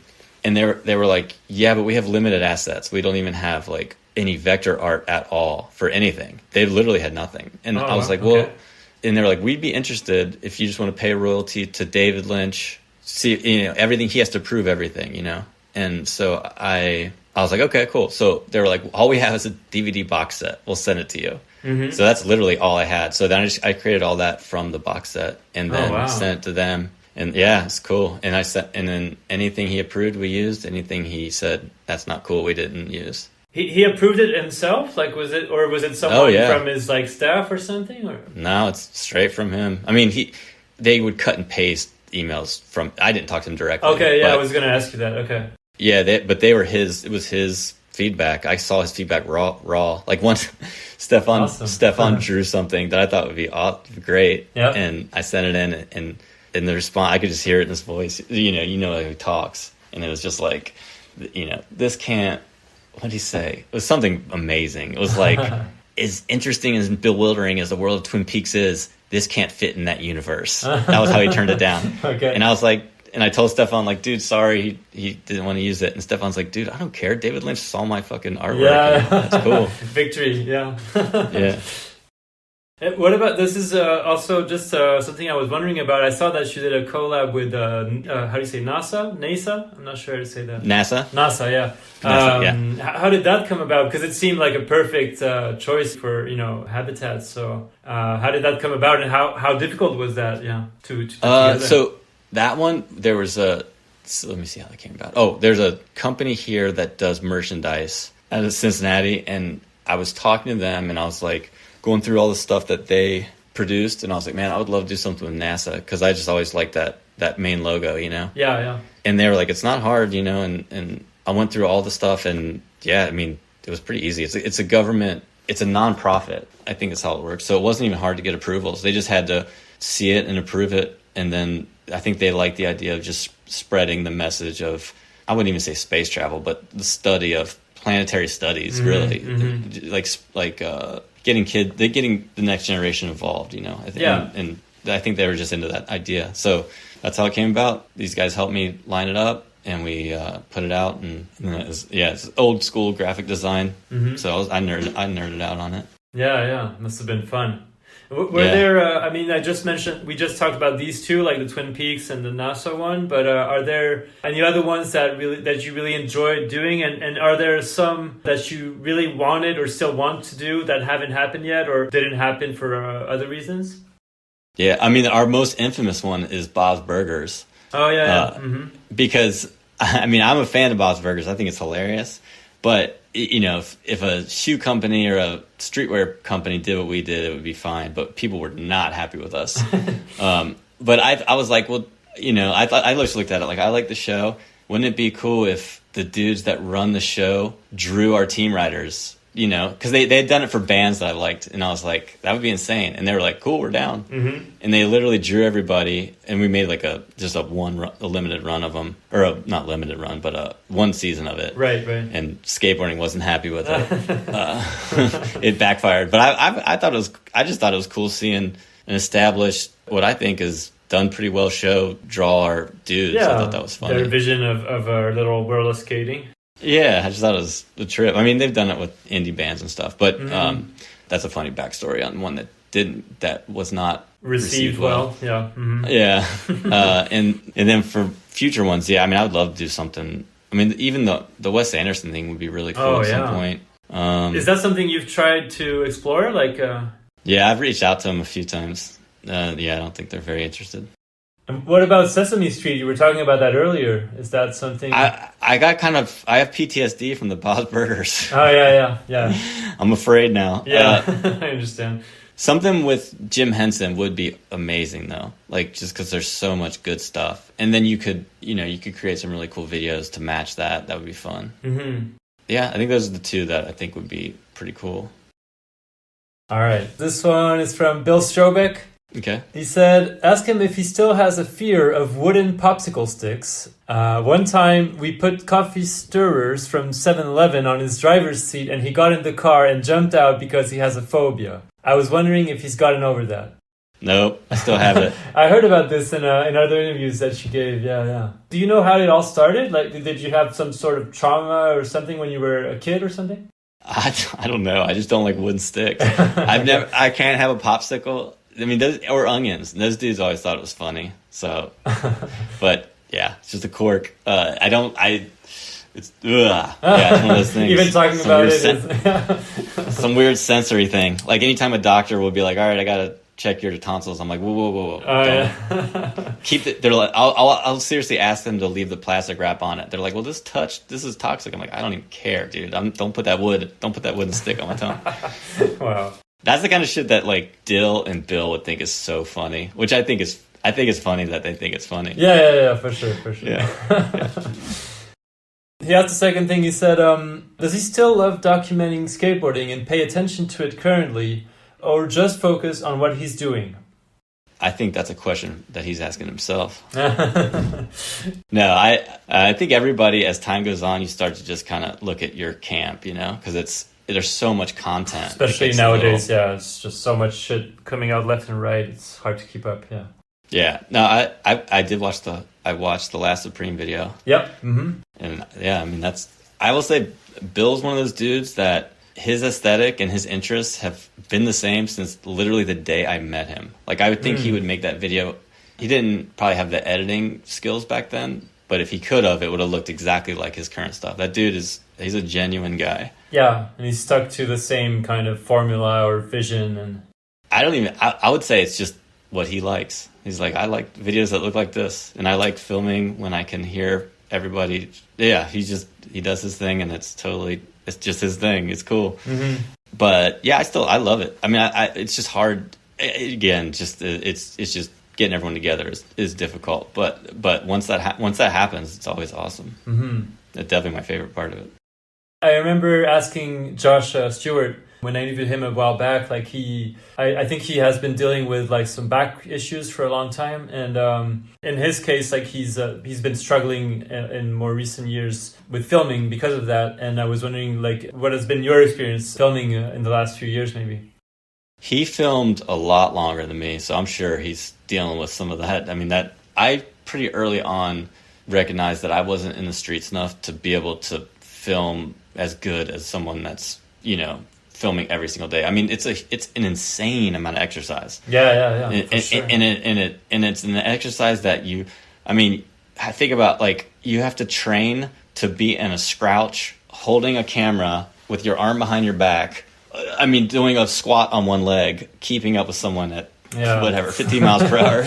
It's insane, bizarre. Yeah. So if you're not doing it every week, you're gonna fuck up tricks, and then you're gonna feel it's gonna not be fun. Mm-hmm. So lately I just film landscape stuff, portraits, content that I'm filming, knowing how it's gonna be edited and knowing where the title's gonna sit on the frame. So I that's kind of, I think my role recently is more like producer, knowing how it's going to be edited, the overall like art direction, but I end up capturing a lot of portraits and a lot of the team personality and stuff. And, it's usually a duo. It's kind of lately for the past 3 to 5 years, it's been me and Licardi. So Andy Licardi will film the clips. Mm-hmm. I film the art stuff, or I film the long lens. He films fisheye, or he films long lens. I just know he won't fuck up the trick, and I will. So that's kind of a good like system we have going now. And then for some of the later workshop stuff, Andy's edited those segments, and then I've submitted my footage to him. And then for the Habitat stuff, I edit it, and he submits, sends the footage to me. So that's kind of a good kind of creative process we have going for current trips. Okay. And what about paying attention to current skateboarding? Like, do you follow it much? Do you go on Thrasher and Free Skate Mag and all that stuff all the time? Or are you kind of more trying to not absorb it too much and try to keep a fresh eye on skating and not be influenced too much by everything that's happening, kind of?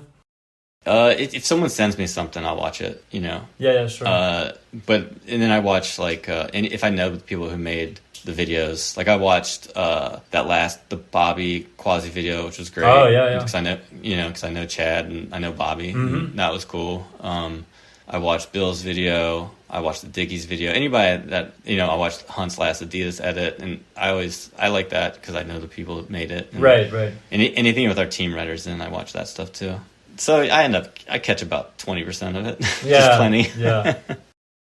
It's interesting what you were saying on the filming. It's how it requires to be in such good shape. I was watching earlier. I don't know if you know this guy Ben Chadourne. He's a French filmer. He makes great videos. Yeah. And he filmed recently parts with like Cyrus Bennett and what was the most recent one? Hjalte Halberg. Anyways, like this guy, I see him on Instagram. Like he seems to be super hardcore, like biker. Like he does gnarly, like 500-kilometer bike rides or something like that. Like so, I'm sure he's in great shape, and he's like in his late 30s, I believe, around there. But yeah, it seems like to be able to keep filming so well at that age, you need to be like pretty much an athlete, like kind of like a skater, I guess. But oh yeah, and in good shape, but also super well balanced. Because it's just such you're just exercising muscles that you wouldn't get it in your daily life, Yeah, for sure.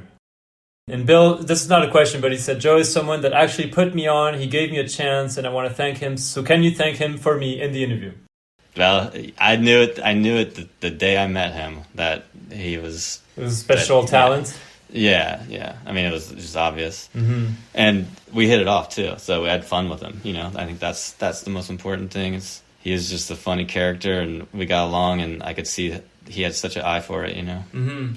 How did you initially connect with him? Was it through Kalis or? In my memory, yeah, it was through Kalis. And we were at Love, and I think this is the first time I met him. I just remember him pulling a VX1000 out of a backpack wrapped in a big beanie. Okay. So, and he didn't know how to use it yet. So I remember showing him the settings and stuff. I think that's how I remember it. And then he was in Philly with all our dudes. And then I asked Carter, like, hey, this dude I think would be a great guy to have like in the mix out in the streets, kind of like because we didn't really have a TM that was, Tony was in Ohio, so it's just hard, someone with everybody. Yeah, every that's day. In the mix every day. Yeah. Mm-hmm. And Carter was down, and we just gave him a little retainer, and he just got better and better. Mm-hmm. And he loves filming. He loved capturing stuff that I didn't even appreciate at the time as much as I should have. He was really good at capturing the whole scene and even dialogue, which skating, in my opinion, doesn't have enough dialogue. So I think that's why it kind of, didn't transition that well into the youth age of seeing people talk. Cause, we want to hear the song and see the skating. Mm-hmm. But Bill always was good at capturing people's personalities, Yeah. I think that's what helps him so much in all his videos. Let's do this one from Fred Gall. So he said, what writer has most likely given you gray hair? Well, I'm just recently getting gray hair, so I think just probably the combination of everybody, But I mean, individually, Frankie wasn't very much, that was a lot of stress. He's really not happy with me. So he gave me some gray hair. Who else? I mean, when I was younger, Fred did, but I was resilient, so it was fine. Yeah. And no gray from him. I'd say, yeah, anybody within the past 3 years. I'm on an accelerated graying right now. Like everything's going gray fast. Yeah, for sure. What about like Wenning and Danny Renaud? I mean, we talked about them quite a bunch already, but I think I was just. Yeah, I think I was just like so resilient back then. Nothing really, it was stressed me out, but it would, I was like, it just comes with the territory, You accepted it? Yeah. All right. This one is from Stefan Janoski. He said, ask him about how he only owns one shirt. It's this, I have one stylish shirt. For some reason, when I go to thrift stores, I gravitate towards it, and it's fun. I think everybody just sees it as the same shirt, but basically it's just like a button-up plaid shirt that I have like a whole drawer full. Is it usually the same color, or does it kind of vary? I guess they probably do tend to be the same color, so I could see it. Some variation of blue with like some earth tone mixed in, pretty much. And like all of them are from like the 80s probably, so the same general uniform for sure. All right, and let's do this one. I'll have a listen to it. Joe, what's up, buddy? It's Greg Hunt. As you can probably hear, I'm a little bit sick right now.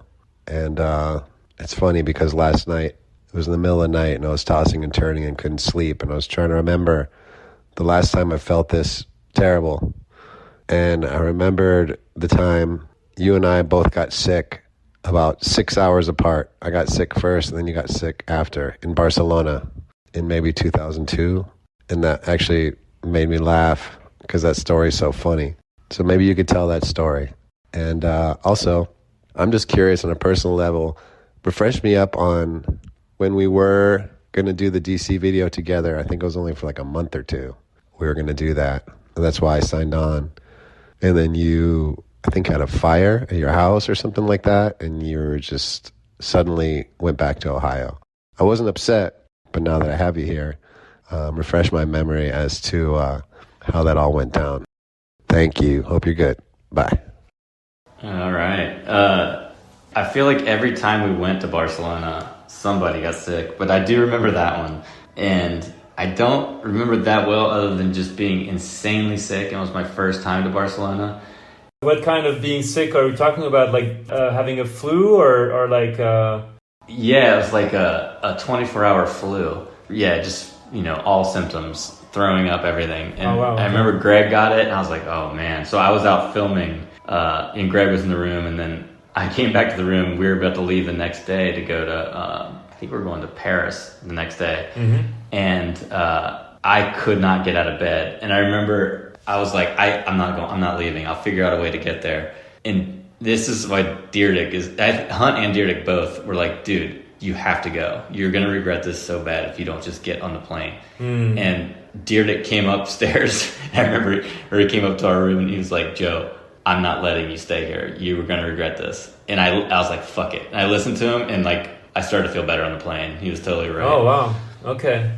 Yeah, I remember. Yeah, I was so grateful that they made me do it, and I was next day fully skating again, filming. Oh, cool. Okay, good decision. Yeah. Yeah. No, they forced it too, and it was smart. And on the DC video. Sorry to cut you off again, but I was wondering if you could tell us a little bit about kind of how that project started, because I remember when I interviewed Greg, which was almost 2 years ago now. He told me that I think you were initially going to do the video, and then he came in kind of to help out, and then you had to withdraw from the project, and it became his project, so to speak. If that's what I understood. Maybe I'm not remembering this. No, that's right. So could you tell us a little bit about how that whole project started and how you got involved with it in the first place? Yeah, so I went out there, I was out there filming for Photosynthesis, and I'd gotten close with Ave and Dietterich and Dill, mm-hmm. And then an opportunity came up, like literally right when we started Habitat, to film the DC video, and I was like, well, it would be good for everybody if I was in LA.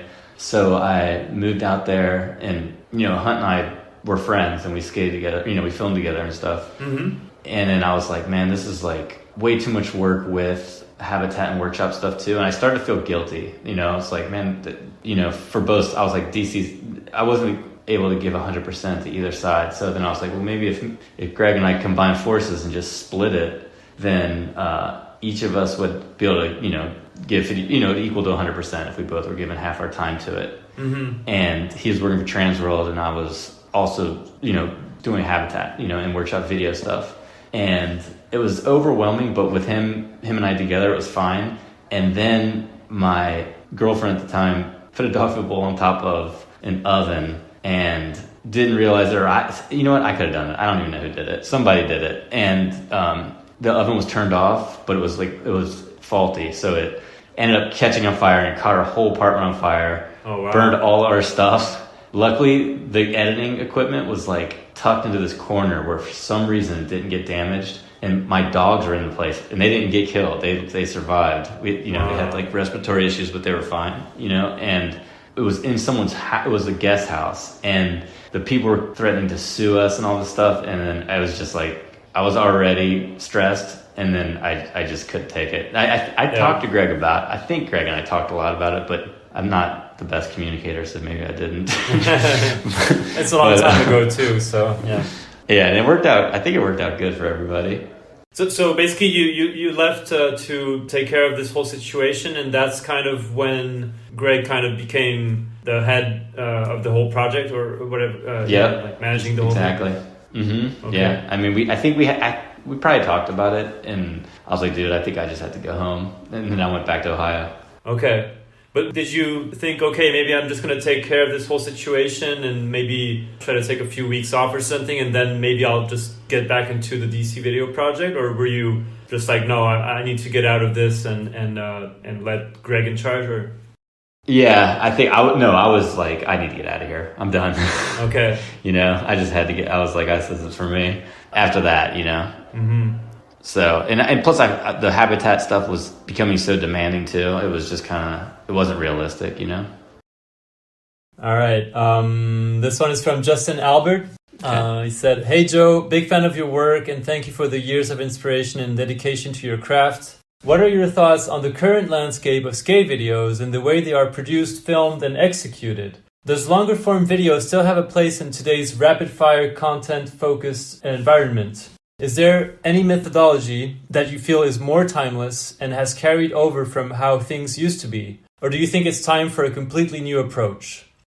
Great question. I mean, he's in the streets. He's seeing it. I would say if you have the backing to make a full-length video, you might as well do it, because you can use all content from that for everything. That could be your source to just, spread around every way of spreading it around, especially if you have the infrastructure in the help for people to be like, hey, I'm going to turn this into 2 months of TikTok videos. I'm going to turn this into a month of Instagram videos. I'm going to turn this into YouTube shorts.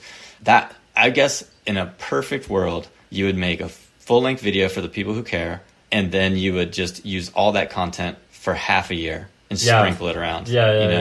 It's just making that happen, paying the filmers. That's another, filmers get screwed. It sucks, and that phone has definitely made it harder. Worse. Yeah, for sure. And it's a bummer. But yeah, that'd be my thing. For like a shoe brand, or I wish there was a media company that would help fund skateboarding, because Thrasher can't be responsible for all of it, and they do a really good job, in Free Mag and Pocket Mags. There's a bunch of them. Yeah. Mm-hmm. But it'd be cool if there was. I have so many thoughts on this topic, dude. It's endless. Yeah. But I really feel like it would be cool if a big company would say, hey, the skateboard community is small, but they're diehard. We're going to fund knowing that it's not going to grow over the X amount of viewers. And I just feel like there's still some value in that, Sure. And that way it could keep the whole thing alive, and then people could get paid to film, skaters could get paid to be in videos, even just a little, and then you could just use that content from those source videos, and even while you're filming those videos, be like, hey, dude, like, we just filmed this trick. It's going to be our last trick. While we're here, let's just do an interview. Mm-hmm. So then you think like, okay, we filmed this trick. This is going to be the ender. It's great. Then the follow-up is that trick plus somebody talking about it literally on the steps where it just happened. Yeah. Because that might be the only thing that gets these kids, the next generation might want to hear that. Or, I think I think it just comes down to money, really. Like, if you could fund an operation that could produce content, I feel like all of these different avenues for playing it are probably better for the sport, or not even call it sport, for the act skating or whatever the culture, but like it would just take money to organize it. Yeah. Also, to really throw, dudes tell me to shut up all the time when I talk about this. No, it's I find it interesting. Please. One thing that I think really shoots skating and where we shoot ourselves in the foot, and it's me too, we try to, once you put something on YouTube and you pick a song that is going to please all your audiences, and you're giving away the rights to that video, and not that there's a ton of ad revenue, but that ad revenue, no one sees that in skating. Since we've waived the rights to the music, we lose all rights to the footage. I don't know if anyone understands that, but YouTube will allow you to use whatever song you want, only if you say, we will accept $0. Yeah. That's the only way. So Baker, any video that's getting watched with the best soundtracks, they're not getting paid on those views. Their skaters aren't getting paid on those views. Filmers aren't getting paid on those views. I just feel like somewhere someone has the expertise to put this together where this content is worth something, Because it's fucking hard to get. Dude, it is hard as shit to get. And just because you don't want to bum people out with music, including myself, we end up giving the rights away, and it just sucks. Yeah, no, for sure. It's a vast subject, Yeah, well, but it's also, it's encouraging. It's positive because people are still doing it, and we know how to do it. That's the thing. It's like we can make content for so much cheaper than anybody, and everybody wants to do it. Like I just don't think you find that often. And some really skilled filmers and super skilled skaters and really creative editors. I don't know. I don't know the answer, but somewhere some media person knows the answer, or maybe they're like, dude, skate's too small. I don't know. There's just there's so much potential. Yeah, definitely. And to answer Justin's question, I guess there's so much potential and there's so many ways to get people's eyes on it. I think it's just, how do we tie that together, and how is it given back to the skateboard community where it's worth your time to film a trick, because now your time is better spent making food or doing anything for work because it pays, which I like making food, but I'd much rather film skating to make money if I could. Mm-hmm. I'm just, it's just saying like as far as you just can't do it for a living anymore unless you're staff for like a big corporate company, I just had a side question because I think Justin edited and filmed that one of Mark Suciu's part when he got Sodi a few years back. I don't remember which one, maybe the Adidas part he put out, Blue something. Mm-hmm. I was just curious to know how you first heard about Mark prior to him getting on Habitat. Just your thoughts on his progression since, him getting on the program and getting Sodi and becoming this like incredible skater, like very unique in a realm of his own kind of like, what did you initially think when you first saw footage of him and how do you kind of look back now and see the progression? First thing I saw, I think Brennan might have brought him to my attention, who I think Kalis might have shown Brennan. Mm-hmm. Dude, it's been a long time. I don't know if this is right. But from what I remember, Kayla showed Brennan. Brennan showed me. It was like a flat ground edit on YouTube. Oh, yeah. Okay. It was like 13 years old or something. And we were like, damn, this dude is going to be good. Did he already have a board sponsor at that point? You know what? He just told me this last year on a trip, and I forgot. He did. It was like a local brand, I think. Okay. And then he skated for PAL, too, I think. Or Bones Bearings or Bones Wheels, something. Bones Wheels, maybe. And yeah, so that's how it came about. And then I can't remember how Brennan got in contact with him. But yeah, it was just clear that he was like a insane talent, Mm-hmm. And like nice dude, funny dude, like, like interesting kid, and just like and just loved it. Yeah, then as far as watching him grow, that's been super interesting. And now it's like his approach is he's got a really good, sustainable like way of skating where he's learning, having fun, also being productive. Like he does it right. Yeah. And he from what I can tell, dude, he's still dedicated completely, just naturally without, sometimes people are like in any job or anything you do, you're like, fuck, I got to do this. He's so driven and so inspired all the time. Like it's pretty incredible. Yeah. And wants to try something new or, he gets it. Sometimes when someone's so good at something and you think that they're not quirky or they don't have an eccentric personality, I was telling a story, I don't know who I was telling. I was talking to somebody, but last summer I was watching him. We were in Kentucky, in the city that probably no one goes to skate to. And I was watching him walk around looking at spots. I was in the van and he looked insane. He was sweating. His eyes were just bright blue, and like he was so like intensely like checking out spots and just skating. And I was thinking like if I didn't know what this dude was doing, and I was just randomly watching this person, I would be like, "This guy's insane. What is this guy doing?" Yeah.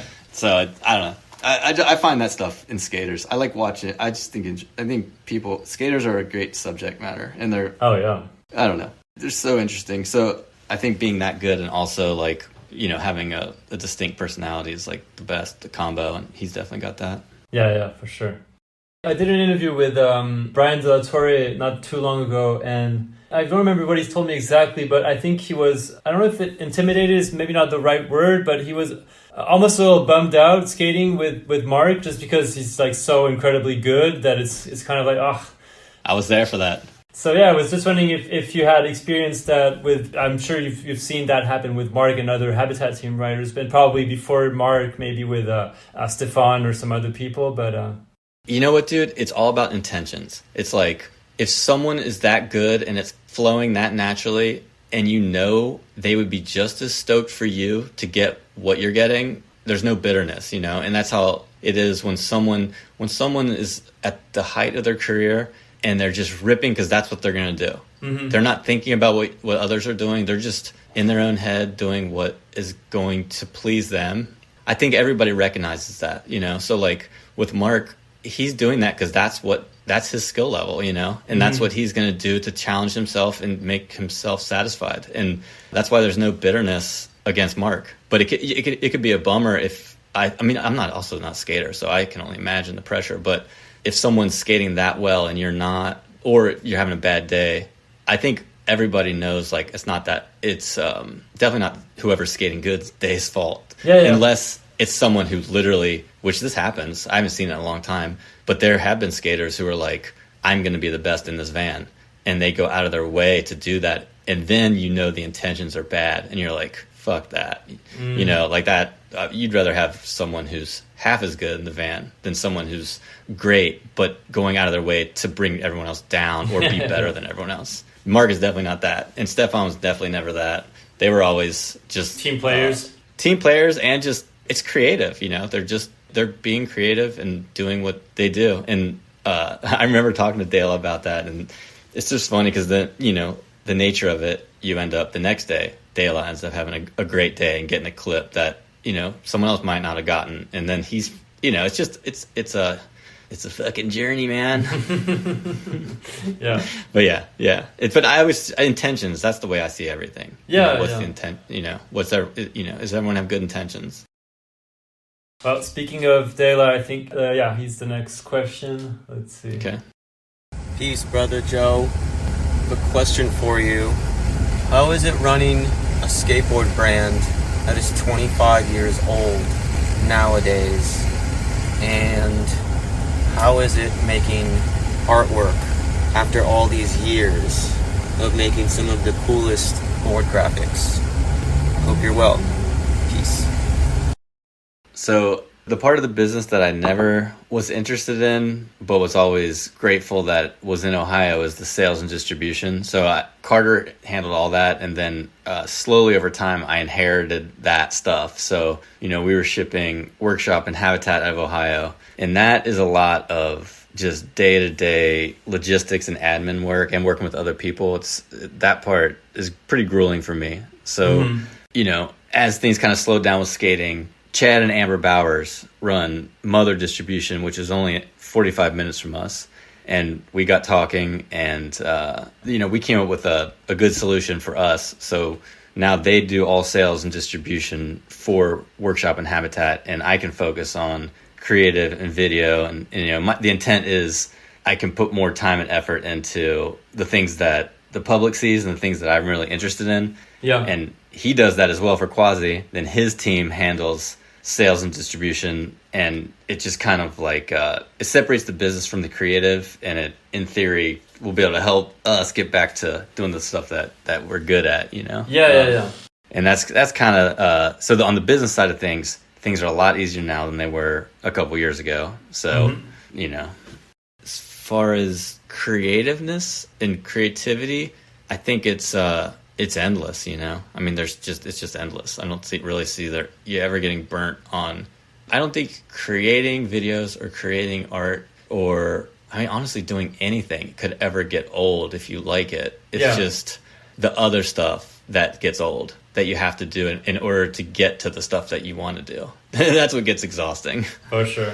Yeah, 100%. And there's so much inspiration out there too. Like, it's endless. Like, there's not enough time in your life to be able to create everything that you want to create, All right, couple last ones. This one is from Jiro Platt. Oh yeah.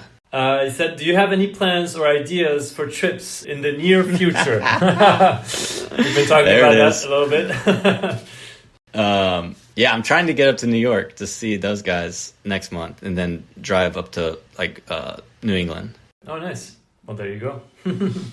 And Kaue Cossa asked the last question. He said, when is the new Habitat full-length video coming out? Oh, man, these are the ones. Well, he's got a full part. So does Jiro. So we'll probably end up just putting those out individually, kind of like that Marius part. Okay, yep. And then full-length, I'm waiting for that Netflix contract so they can... No, I'm just kidding.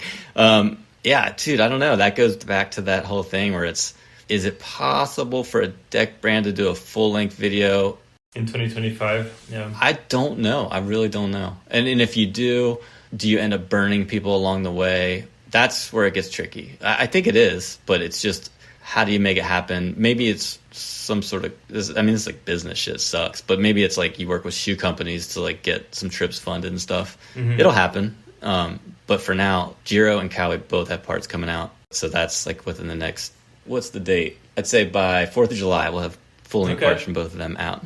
Nice. Yeah, awesome. Yeah, looking forward to those. This is just a last question from me, but I was just curious, like, since you've been doing Habitat for so long and you've gone through various phases with the brand, and right now it's such a competitive moment in skateboarding for board brands, I was wondering just like whenever you're kind of in a down period or like a tough position, how have you managed to kind of, pick yourself back up and keep going, and how do you keep it going basically? Yeah. Well, I guess you kind of have to have other projects going too, to keep it going, like as far as paying bills and stuff. Yeah. But that also kind of works because then you get excited to get back to it, Like I've got some freelance stuff and some other kind of stuff I do just to keep a house and stuff, But I'm usually, this is the crazy thing for me, dude. Like I would say this has hurt me my whole time as an adult is I really only want to work on Workshop and Habitat. I really only wanted to work on Habitat for so long that it kind of was counterproductive in some ways. So like now I think the balance for me is probably to do other stuff and then get back to it as soon as I can. You know what I mean? Yeah. Because I'm still fine. It's where my brain goes. If I'm in the car and I hear a song, my brain doesn't go, this is a good song. My brain goes, this would be sick to Whose part is that going to be on? Or Yeah, so it's like, or who could I get in the mix? Like who could, yeah. I mean, it's I don't think I have a choice, to be honest. Yeah, it's always in your mind. Yeah, I don't think I have a choice to not. It's just who I am. So it's cool, but it's until it stops being fun, it's still fun, and I still find it creatively fulfilling. The other stuff isn't so fun, but I think that's everything in life, probably. Yeah, definitely. How much time do you spend like on a regular week? Like, do you spend probably half time working on Habitat, or like how do you divide your time kind of between Habitat and all your other projects? I'd say I need to get it to be probably 50-50. Okay. But also it's seasonal, and there's times where it's some weeks more intense. Yeah. Yeah, if there's like a deadline, it could be like a 70-hour work week of all Habitat and Workshop stuff. And then the next week could be just 10 hours, Mm-hmm. But I'm also really interested in design, landscape. I'm really interested in landscape design, to be honest. I think a lot of that has to do with just architecture and settings, even skating, dude. I even think skating ties into that because skating's kind of the coolest. The world's pretty ugly, and there's something so interesting about skateboarding, creating something out of something so ugly or something thoughtless. So like, yeah, there's something interesting about creating environments that even if just being outside and skating, you're always in the environment. If you could create new environments, that would be fun. Mm-hmm. I think that's probably another thing I'm really curious about is like somehow creating little like microclimates or little like landscapes or places, and then maybe throw a ledge in there. That'd be cool. All right. Well, yeah, we can wrap it up here. Thank you so much. This was a lot of fun. Thank you, Joe. Cool, dude. Yeah, thanks for everything you're doing. That's it for my conversation with Joe. Follow him on Instagram at Joseph Castrucci. Castrucci is spelled Castrucci. Follow Habitat at Habitat Skateboards, and while you're waiting for his next project, treat yourself to his amazing videos Photosynthesis, Mosaic, Inhabitants, Origin, Search the Horizon, and more. Thank you for tuning in. See you soon for a new episode of Beyond Boards.